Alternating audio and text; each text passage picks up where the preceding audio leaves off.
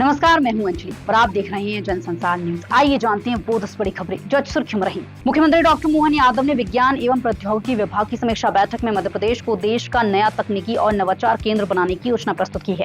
उन्होंने भोपाल में शिक्षा, ज्ञान और कृत्रिम बुद्धिमत्ता नगरी तथा उज्जैन में चिकित्सा नगरी, विज्ञान नगरी और उत्कृष्टता केंद्र विकसित करने के निर्देश दिए। प्रदेश में अब तक 12,500 करोड़ रुपए का निवेश हुआ है, जिससे 50,000 रोजगार के अवसर सृजित हुए हैं। अंतर्राष्ट्रीय योग दिवस पर इंदौर एक बार फिर बड़े योग आयोजन के जरिए विश्व कीर्तिमान बनाने की तैयारी में है। महापौर पुष्पमित्र भार्गव ने बताया कि पिछले वर्ष 12,000 लोगों ने भाग लिया था, जबकि इस बार इससे अधिक सहभागिता का लक्ष्य है।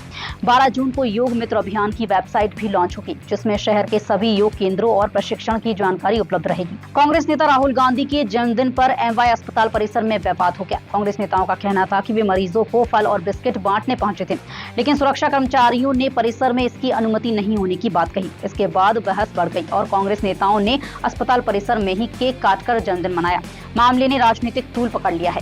नीट परीक्षा के मद्देनजर रेलवे ने यात्रियों की सुविधा के लिए इंदौर, भोपाल, रतलाम और डॉक्टर अम्बेडकर नगर बांद्रा टर्मिनस के बीच स्पेशल ट्रेनों के संचालन का निर्णय लिया है। पश्चिम रेलवे के अनुसार इन ट्रेनों से परीक्षार्थियों के साथ मध्य प्रदेश, महाराष्ट्र और गुजरात जाने वाले यात्रियों को भी राहत मिलेगी। रेलवे ने यात्रियों से यात्रा से पहले ट्रेन की समय सारणी की जानकारी लेने की अपील की है। विश्व सिकल सेल दिवस के अवसर पर शुक्रवार को ओमकारेश्वर में विशेष कार्यक्रम आयोजित किया गया। कार्यक्रम में राष्ट्रपति द्रौपदी मुर्मू ने सिकल सेल एनीमिया उन्मूलन अभियान की सराहना की।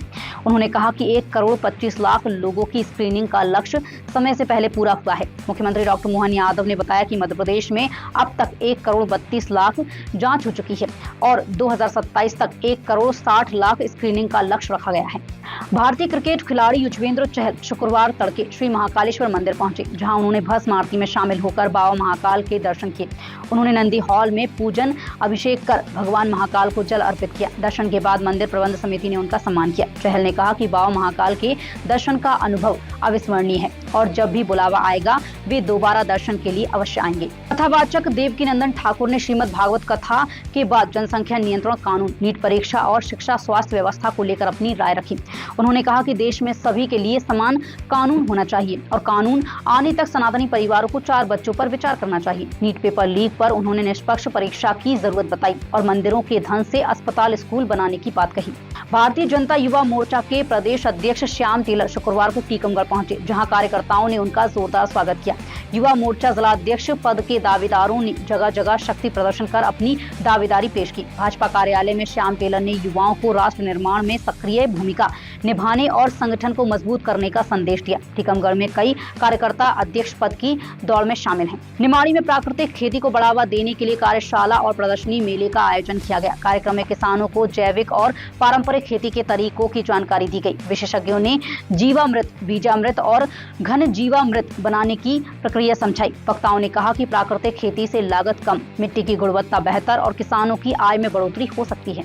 कटनी जिले के बहरी नगर में शुक्रवार को बजरंग दल कार्यकर्ताओं ने गौ तस्करी के विरोध में प्रदर्शन किया। कार्यकर्ताओं ने चक्का जाम कर गौ तस्करों का पुतला दहन किया और एसडीएम को ज्ञापन सौंपकर कार्रवाई की मांग की। प्रदर्शनकारियों ने नंदगोपाल गौशाला में अव्यवस्थाओं और गौवंश की सुरक्षा को लेकर भी सवाल उठाए। प्रशासन ने जांच कर उचित कार्रवाई का आश्वासन दिया है। फिलहाल आज बड़ी खबरों में इतना ही। कल फिर होगी मुलाकात, तब तक के लिए देखते रहिए जनसंसार न्यूज। धन्यवाद।